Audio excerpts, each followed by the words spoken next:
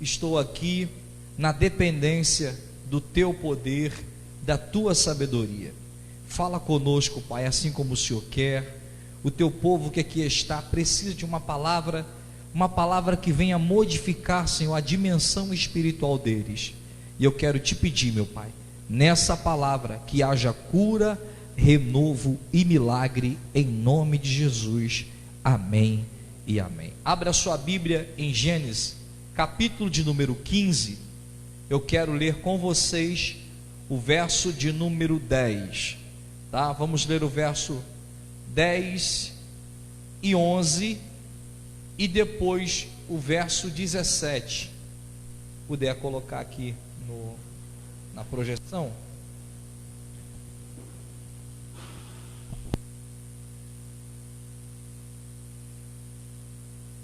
E som. Amém. Quem achou, da glória a Deus? Diz assim: e ele, pois, lhe trouxe todos esses animais e partiu-os pelo meio, e pôs cada parte dele em frente à outra, mas as aves não partiu. E as aves de rapina desciam sobre os cadáveres, e Abraão, porém, as enxotava. Verso isso. Ora, ao pôr do sol caiu um profundo sono sobre Abraão, e eis que lhe sobrevieram grande pavor e densas trevas. E então disse o Senhor a Abraão: sabe com certeza que a tua descendência será peregrina em terra alheira, e será reduzida à escravidão, e será afligida por 400 anos. Sabe também que eu julgarei a nação a qual ela tem de servir, e depois sairá com muitos bens. Tu, porém, irá em paz para teus pais, e em boa velhice serás sepultado. Na quarta geração, porém, voltará para cá, porque a medida da iniquidade dos amorreus não está ainda cheia. Quando o sol já estava posto e era escuro, eis que um fogo fumegante em uma tocha de fogo que passava entre aquelas partes, e você glorifica a Deus. Amém? Pode deixar sem fundo musical hoje? Vou tentar pregar sem fundo musical, tá bom? Pode ser? Queridos, a mensagem que ora nós iremos ministrar vai falar acerca de um episódio muito forte na vida de Abraão. Vocês sabem que Abraão, ele é considerado o pai da fé. Abraão foi aquele homem que saiu do meio da sua parentela e foi para uma terra sem condição financeira, sem saber que lá na frente alguém poderia o ajudar. Abraão, então, ele sai da sua terra, do meio da sua parentela, e vai peregrinar pelo deserto. A gente sabe que peregrinar pelo deserto é andar sem condição nenhuma de sobrevivência.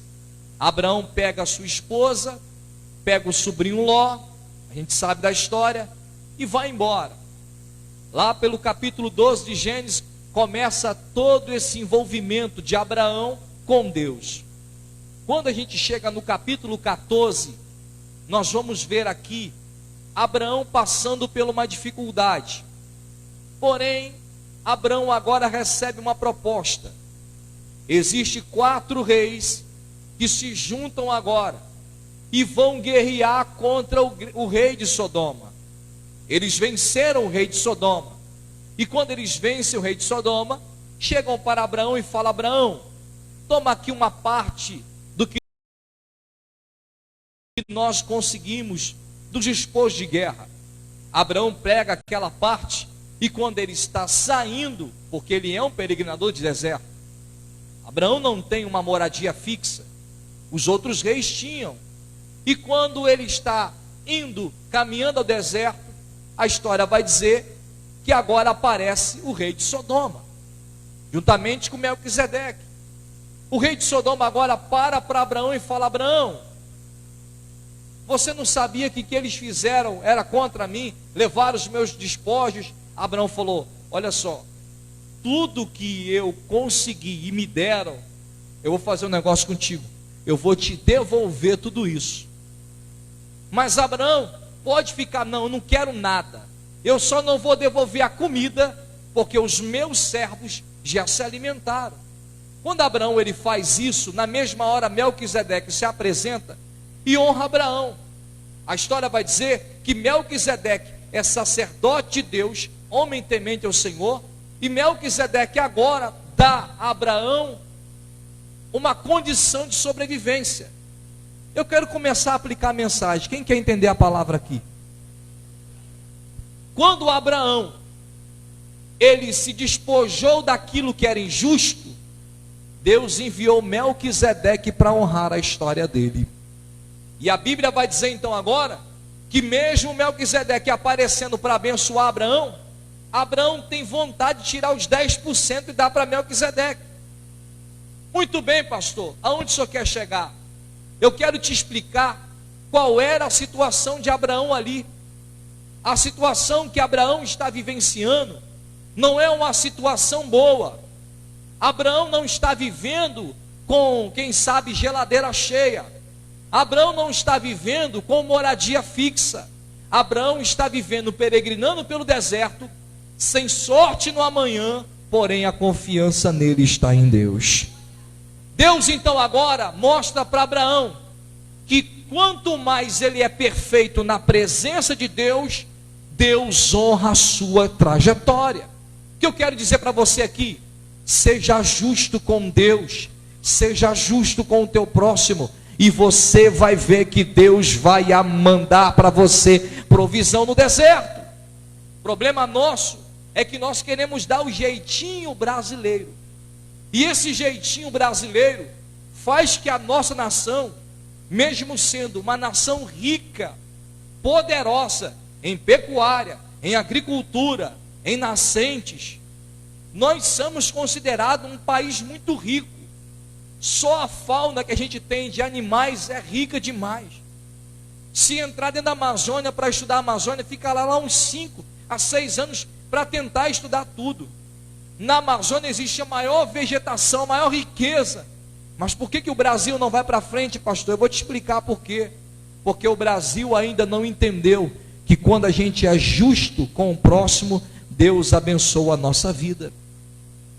Você vai para Israel, é um lugar seco, um lugar árido, um lugar que não tem, como que vai plantar no meio de pedras? Como que se planta em lugar seco, que não tem chuva todos os momentos? Nós somos um país rico, sabe por quê? Porque nós temos em um ano sol, chuva e frio. E nos outros lugares, se você vai nos Estados Unidos, ou é neve, neve, neve, né? Maioria dos anos só neve. E quando não tem as neves, tem os furacões. Você vai em outros lugares, como na China, população enorme, muita gente, e não tem a quantidade de alimento que nós temos aqui. O que eu quero dizer para você? Que não importa o lugar que você esteja, o importante é o Deus que você serve. Você veio para esse culto na prova, a prova que você está vivendo hoje vai gerar em você milagres extraordinários. A história então vai dizer que Abraão aqui, ele está andando no deserto, e a Bíblia vai dizer que Deus falou para ele: Abraão, anda na minha presença e ser perfeito. Repete comigo assim: andar na presença e ser perfeito é sinal que eu vou ser bem sucedido no meu futuro. Olha só, Abraão, anda na minha presença. Pastor, ando no poder, no fogo. Na presença é na vontade, no querer, na palavra, na pureza, no trato. Quando você anda na presença, não é você ir para a igreja só. Vir para a igreja é bom para ser ministrado, vem mesmo. Mas é você andar todos os dias ouvindo, praticando, exercendo e servindo a Deus.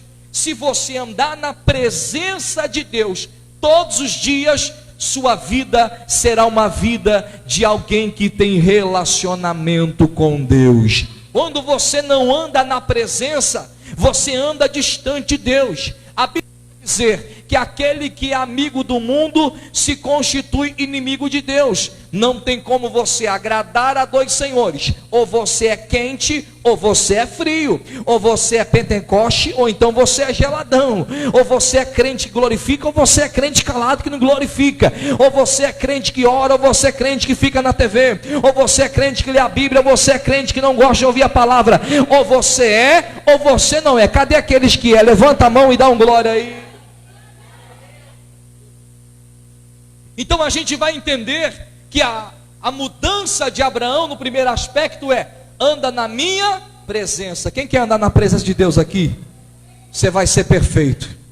Como assim, pastor? Porque quem anda com Deus é aperfeiçoado por Ele. Quer ver uma coisa? Houve um homem no Velho Testamento que andou com Deus. O nome dele é Enoque. Enoque andou tanto com Deus que Deus ficou com ciúme dele. Falou assim: eu não quero que a morte te leve, eu quero te levar para a glória, para a eternidade. Morte, dá licença, eu quero levar Enoque. Você não vai levar ele não, quem vai levar ele sou eu. A gente aprende então que quem anda com Deus tem relacionamento com Deus. A Bíblia vai dizer no Novo Testamento que teve dois homens que andaram com Jesus, caminharam com Jesus, mas não sabia que era Jesus. A Bíblia vai dizer que é os dois discípulos do caminho de Emaús. Jesus está falando e eles estão caminhando. Jesus ensinando e eles estão caminhando. Quando chegou no final da caminhada, na hora de partir o pão, que eles foram entender quem era. Você não entendeu não? Não basta andar, tem que entender o que ele está falando. Quem quer entender, levanta a mão, dá mais um glória aí.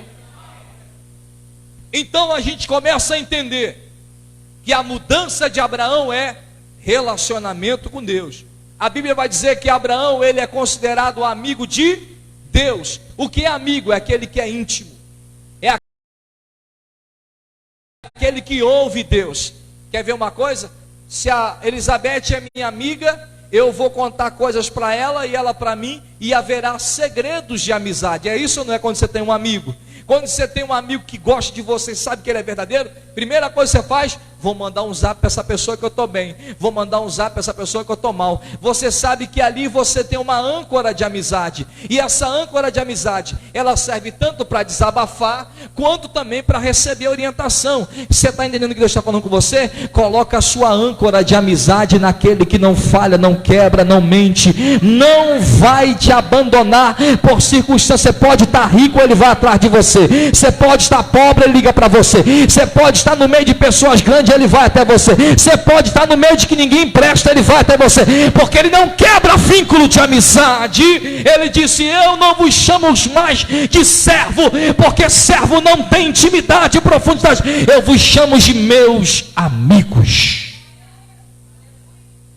Judas Iscariote vendeu Jesus, vendeu ou não vendeu? Mas ele tinha um ciclo de amizade com os 12. Você vai ver que para discípulo de 12, ele emprega de um jeito. Para discípulo 3, que é Pedro, Tiago e João, ele leva para o Monte da Transfiguração para mostrar segredo. E agora?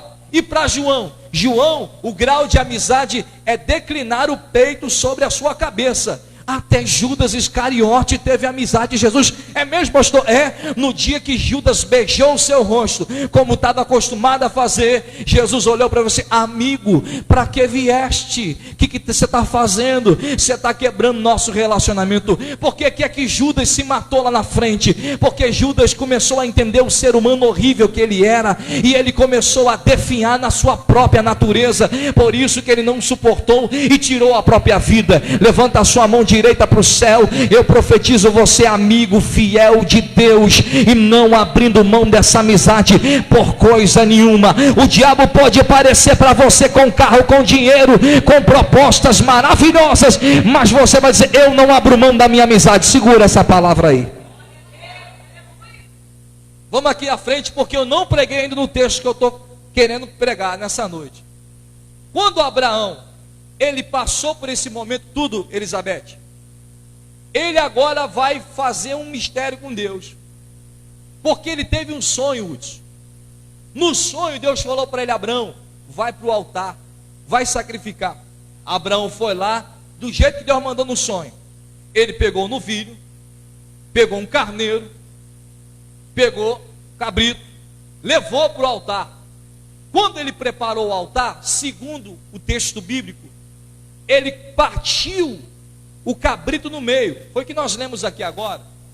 Lembra? Ele parte o cabrito no meio. Quando ele parte o cabrito no meio, segundo a cultura judaica, quando alguém fazia um pacto, pastora, por exemplo, alguém vizinho de terra, amigos de herdade, assim: meu amigo, você vai ficar avô, então a gente vai fazer um pacto, a gente nunca vai brigar.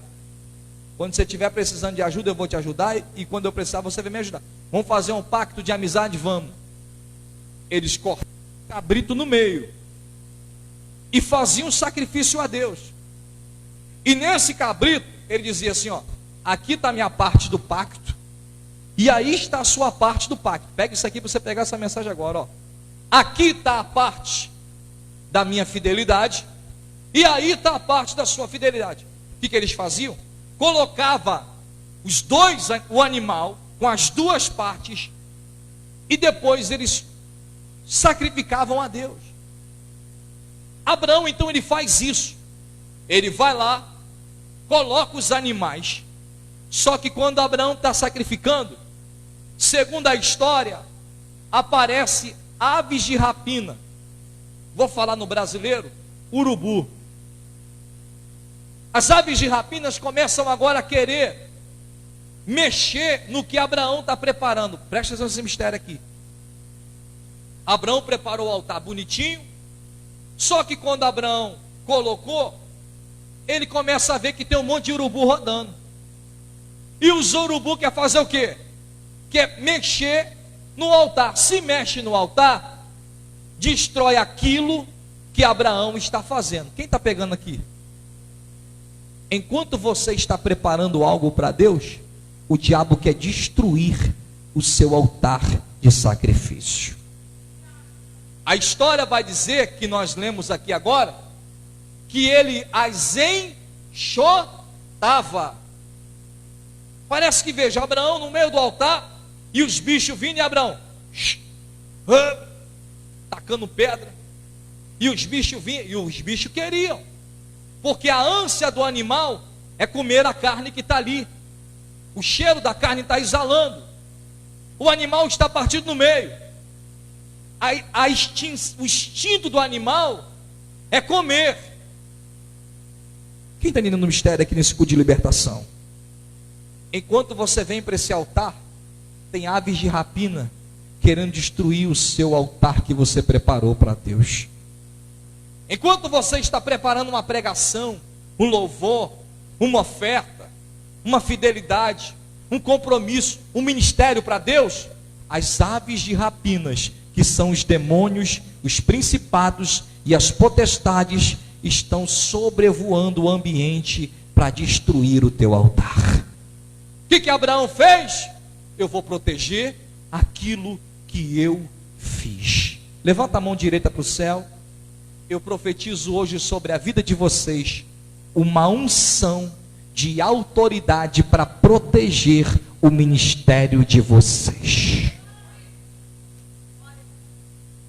Existe uma coisa no reino que nós temos que aprender. E o que é? O reino de Deus é tomado como? Como que é tomado o reino de Deus, igreja? Como, igreja? Diga mais alto. Como, igreja? O reino de Deus é conquistado à força. O que é isso, pastor Rodrigo? Força é o seguinte: Pedro está pregando para 3.000 pessoas. Se converteram 3.000 almas, certo? Quem é que chegou no meio querendo bagunçar o altar de Pedro? Os incrédulos. E falou: esses homens aí estão embriagados, essa hora do dia. Pedro se levanta, espantou as aves de rapina e falou: não, peraí, isso aqui não é bebida forte não, isso aqui é o mover do Espírito Santo que está descrito pelo profeta Joel. Quer ver uma coisa? Paulo Ele fundou a igreja de Corinto. Ele fez que a igreja de Corinto crescesse. Mas teve um momento na trajetória que quando os homens começaram a escutar Apolo, começaram a escutar outros homens que eram mais cultos no vernáculo, né? Tinha muita oratória, eloquência, e Paulo, ele era doutor não tem aquela dinâmica para falar, e naquela época estava em alta filosofia, os grandes homens da época, os grandes crânios, né, como os filósofos, pegavam-se, paravam no meio da cidade, e levantavam sua voz bonita, falava, versejava, grandes pensamentos, então estava em alta essa questão da pregação, né, a exposição de pensamentos lindos ideológicos. Só que Paulo não tinha isso, e ele vai dizer no capítulo 2: a minha pregação não consiste em palavras persuasivas de sabedoria humana, porque para mim nada presta o conhecimento humano. E ele vai considerar que a inteligência e o conhecimento do homem é como se fosse esterco. Aí todo mundo, que isso, Paulo? Porque quando eu fui estar com vocês, eu não fui com sublimidade de palavras persuasivas e nem de sabedoria humana, mas eu vim em demonstração de virtude e poder, que é Jesus Cristo, que para nós é a glória de Deus, e para os homens não é a glória de Deus. Ele protege a igreja de Corinto das aves de rapinas que queriam destruir aquilo que Deus implantou. Levanta a mão direita agora, que eu profetizo com mais força na tua vida. Deus colocará na sua mão uma espada para proteger a sua chamada, seu ministério, sua casa, seu casamento, seus filhos. Tudo que Deus te deu, o diabo não vai tocar, e Deus conta com você, guerreiro, nessa batalha. Dá para dar uma glória a Deus para ele aí? A gente tem que aprender a proteger aquilo que Deus nos deu. E Abraão começou a proteger aquilo que Deus deu para ele. Ele tinha agora um novilho, 3 animais para sacrificar. E ele está o dia todo. E o bicho voltava, ele, aqui você não toca não. E ele espanta, passou 2 horas, 3 horas. Foi chegando de tarde, já estava cansado. Por quê? Irmão, pensa comigo. Quando tem um animal morto em um lugar, aparece primeiro um urubu. Você pode ver, ele aparece num lugar e fica no lugar alto. Primeira coisa que ele faz, dá uma levantadinha assim, ó. Já viu? Fica assim, ó. Ou então, o que ele faz? Ele sobe e fica assim, ó. Quando os outros urubus falam, ele não está ali de bobeira não. Se ele está ali é porque tem comida, porque ele está sobre o cheiro da carne. Então fica aquele monte de animal. Tu imagina, chegando por volta de 5 horas, 5:30, quase 6 horas da tarde, já entardecendo. Ele já estava cansado, porque ele corria para um lado. Quando ele espantava aqui, aparecia de lá. E quando ele espantava aqui, aparecia de cá. Quando ele já estava cansado, veio a escuridão. Quando a escuridão veio, o Senhor apareceu para ele. Pastor, e o que aconteceu com o altar? No verso 17 nós lemos, bota aqui para mim, que no meio do animal aparece uma coluna de fogo de um lado para o outro, assim, ó. E quando essa coluna de fogo aparece, quando o sol já estava posto e era escuro, eis um fogo fumegante em uma tocha de fogo que apareceu por entre aquelas. Lembra do pacto? Esse é para você e esse é para você. No meio de um pacto de lealdade e compromisso, Deus estabelece um fogo e ação para selar esse pacto com a nossa história. Veja, enquanto ele coloca um lado para cá e um lado, mas pastor, com quem ele tem aliança? Com os seus funcionários. Com quem ele tem aliança, pastor? Com a sua esposa. Com quem ele tem aliança, pastor? Com o seu sobrinho. Com quem ele tem aliança? Com Eliezer, o Damasceno, o escravo da sua casa, que ele achava que ia ser o seu filho herdeiro. Deus está dizendo para você assim: seja fiel aos pactos que você fez, porque Deus, no meio desse pacto, levanta uma coluna de fogo para dizer que ele está selando esse pacto com a presença. Mas você não pode deixar ninguém tocar naquilo que Deus lhe deu. Quem está entendendo a minha? Pedi até para parar o fundo musical, para a gente ir na palavra, para a gente não ir na emoção, né? A gente ir centrado na Bíblia, e para mim ter bastante tranquilidade para ensinar isso para vocês. Deus está dizendo para você assim hoje: divide as partes iguais, seja justo, e veja Deus selando hoje um pacto na vida de vocês. Falando sobre fogo, naquela época era difícil fazer fogo, não é como hoje, você aperta o botãozinho do fogo, não é assim? Fogão. Aí você escolhe boca grande, média, né? 6 bocas, 2 bocas. E agora fogão de indução, né? Esse é poderoso, né, pastor? Não vê nada, não vê, a panela está fritando tudo. Você sabia que o fogo é a maior evolução do mundo? Quer ver uma coisa? O motor do carro funciona ou não funciona? Porque há explosões de fogo dentro do motor. De tudo que a gente olha em questão de... As indústrias começaram a funcionar por causa da fundição dos ferros. Como que você vai derreter um ferro? Como que você vai fundir o ouro? Como que você vai purificar a prata? Com fogo. Na terra, nós precisamos de fogo. Precisamos ou não precisamos? Precisamos. Se você olhar, até as luzes que estão piscando aqui é fogo. São pequenas, né, nos LEDs. Forças. O que Deus está falando para você aqui hoje? Que no teu pacto de obediência, Deus vai colocar uma força de evolução. E vou dizer mais: nessa escuridão que você dormiu e se cansou, Deus acende hoje uma claridade e espanta toda a ave de rapina da tua história. E mais o que, pastor? Deus queima esse altar com fogo, acende ele e faz que o cheiro desse altar suba nas regiões celestes e fique marcado que a sua história vai mudar. Querido, Abraão até hoje é considerado um dos maiores. A nação de Israel hoje, qual é o nome de Israel? Israel. E Israel era o que? Era o antigo Jacó. Lembra de Jacó? O nome dele ficou tão forte que passaram-se muitos e muitos anos. E olha eu aqui. Você chega lá, vai para onde? Eu vou para Israel. É como se Deus olhasse para você hoje, Hudson, e falasse assim, ó: Hudson, farei de ti uma grande nação. E daqui mais ou menos milhões e milhões de anos, você vai para qual país? Hudson. Entende? Vai fazer o que lá? Vou lá dar uma peregrinada pelo Hudson. O que é isso? Sabe o que é isso?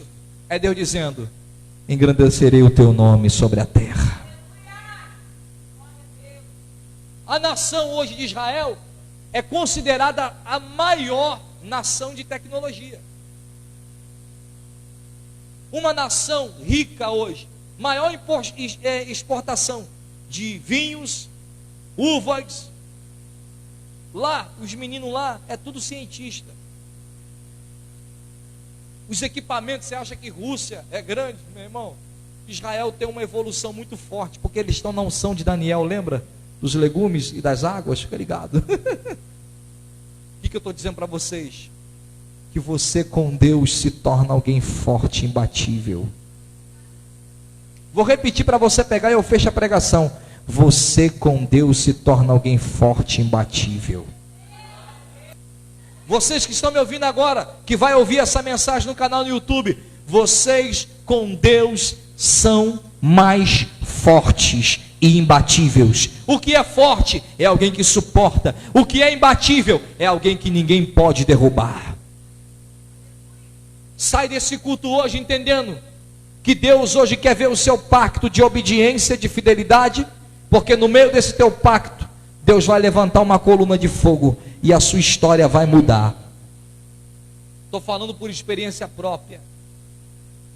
No meu ministério, eu tinha 99% de não estar mais aqui no altar.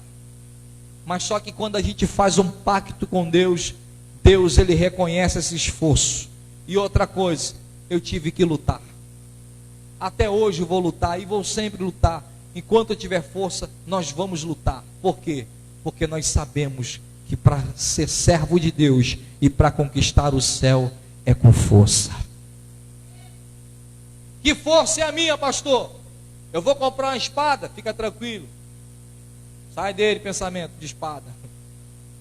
Você vai comprar uma Bíblia e você vai aprender a palavra de Deus, que é a sua espada. Você vai guerrear nas regiões celestes, porque a sua luta não é contra carne e sangue, mas sim contra os principados e a potestade que quer atrapalhar a sua vida espiritual. Mas hoje Deus está te dando aí a armadura, segura aí. Fecha a mensagem profetizando: chota as aves de rapina da tua mente, chota as aves de rapina da tua história, chota as aves de rapina da tua rede social, chota as aves de rapina da tua vida, meu irmão, e você vai crescer. Aí eu estou aqui orando, vai vir alguém, para que isso? Sai fora, varão. Vou orar porque Deus me chamou para orar. Por que tu vai fazer isso? Isso aqui é meu propósito com Deus. Não deixa ninguém tocar naquilo que Deus te deu. Aplauda Jesus nessa noite. Aplauda com gosto, irmão. Isso. Aê. Ô glória. Quando eu falar assim, cadê a igreja mais feliz da terra? Você tem que dar um glória. Saúde, se entendeu. Cadê a igreja mais feliz da terra? Isso, dá para melhorar mais. Cadê a igreja mais feliz da terra? Isso aí. Você sabia que quando você dá um glória assim, meu irmão, o diabo fica doido. Porque ele queria dar um glória, ele não consegue. Mas você, mesmo cheio de prova, glorifica o nome do Senhor igual eu. Ou, a gente é que nem carro. O nosso combustível é o glória a Deus, o aleluia. Aprende isso. Tomou uma topada, glória a Deus. Que é isso, pastor? Meu filho. Reclama não, glorifica. Negócio deu errado, glória a Deus. O glória a Deus porque eu acho que Deus não quer isso agora. Mas glória a Deus, em tudo dai graça. Glória, graça, louvado seja, bendito seja. O diabo fica doido. Fala, que é isso? Ele não ficou doido com Jó? Jó tinha tudo para blasfemar. O que Jó fez, Samuel? Glorificou, não foi isso? Nu eu vim do ventre da minha mãe, e nu eu tornarei. O Senhor me deu, o Senhor tomou, bendito seja o nome do. Glória a Deus. Cadê a igreja mais feliz da terra? Amém. Vamos finalizar nosso culto.